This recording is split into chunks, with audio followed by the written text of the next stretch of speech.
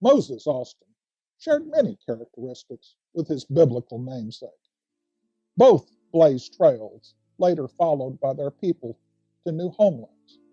Both crossed bodies of red water, admittedly, in Austin's case, a red river instead of a red sea, and each perished before seeing the settlement of his promised land.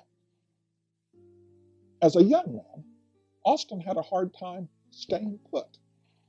A native of Durham, Connecticut, he was born October 4th, 1761. At 23 years of age, he moved to Philadelphia to partner with his elder brother, Stephen, in the dry goods business. He later relocated to Richmond, Virginia, to open a second dry goods store.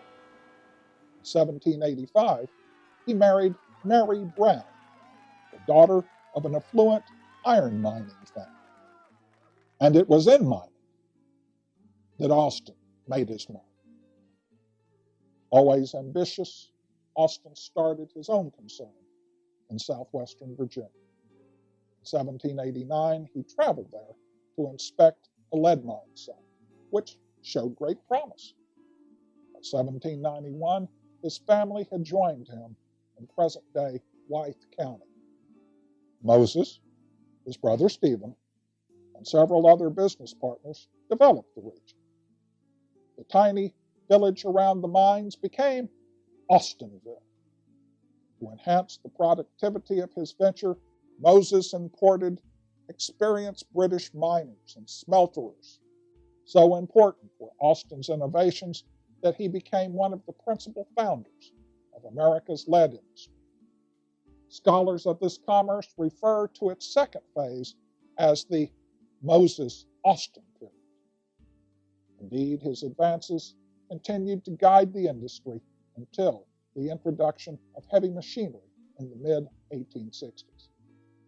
Austin's fame grew apace with his fortune, and even in locales far removed from Virginia, Americans began to call Austin the Lead King. Austin's future looked bright, but the Lead King occupied a rickety throne. Moses and Stephen had incurred heavy debt, which triggered the collapse of their Virginia mines. Moses abandoned Austinville to evade debtor's prison. Big brother Stephen stayed behind to face creditors and attempt to recoup what remained of their Virginia business.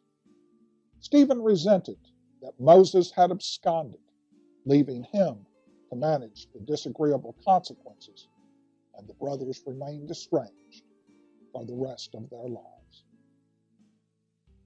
Virginia courts laid claim to most of Moses' property and broke up the brothers' various operations.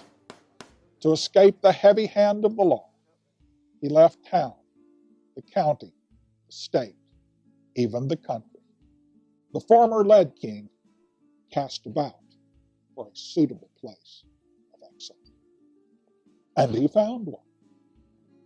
Austin heard about the wealthy lead deposits in Missouri, which was at the time part of Spanish Louisiana. December 1797, he and a companion investigated the mines. The following year, Spanish authorities granted him 1 square league of land, some 4,428 acres. Austin became a Spanish citizen. He further promised that he would lure American families to colonize the sparsely settled region. As a Spanish subject, Austin prospered beyond his wildest dreams. He operated a portion of Mine et Breton, near what is now Potosi, Missouri. It was there in 1798 that he founded the first Anglo-American settlement west of the Mississippi River. Always the enthusiastic entrepreneur, Austin greatly increased his assets. From the British miners he had earlier employed, he learned how to operate the more efficient reverberatory furnace. As a result, he came to dominate virtually all of Missouri's smelting operations. Success finally crowned his industries. According to some reports, he amassed a fortune in excess of $190,000. Austin was not a Spaniard for long. In 1800, the Treaty of San Ildefonso restored the Louisiana Territory to France, and so he briefly found himself a subject of Napoleon. Yet with the Louisiana Purchase of 1803, Austin was once again an American, an extremely well-to-do American. Once more, Austin was the lead king, and he began to live like one. With the proceeds from his mines, he built an imposing mansion that he styled Durham Hall. Money flowed like water, or more accurately, like molten lead. Beginning in 1805 and continuing for the next 4 years, his mine produced some 800,000 pounds of the ore annually. It was simply too good to last. Aaron Burr's conspiracy, the War of 1812, the dropping price of lead eroded Austin's bottom line. He sought to remedy the situation by joining in a scheme to increase the money supply by founding the Bank of St. Louis. Yet, during the Panic of 1819, the bank failed, wiping out Austin's fortune and leaving him and his family destitute. Once again, Austin sought to rebuild his fortune in a Spanish province. In 1820, he rode to San Antonio de Bexar with a design to bring American colonists into Spanish Texas.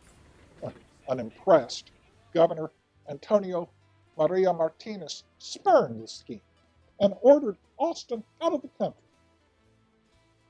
Crestfallen, Austin was about to depart when he encountered an old friend, Felipe Enrique Neri, Baron de Bastra, who interceded with the governor. The baron was persuasive. The following year, the governor awarded Austin a land grant and permission to settle 300 families in Texas. Ever the optimist, Austin must have believed his fortunes were on the rise. It was not to be.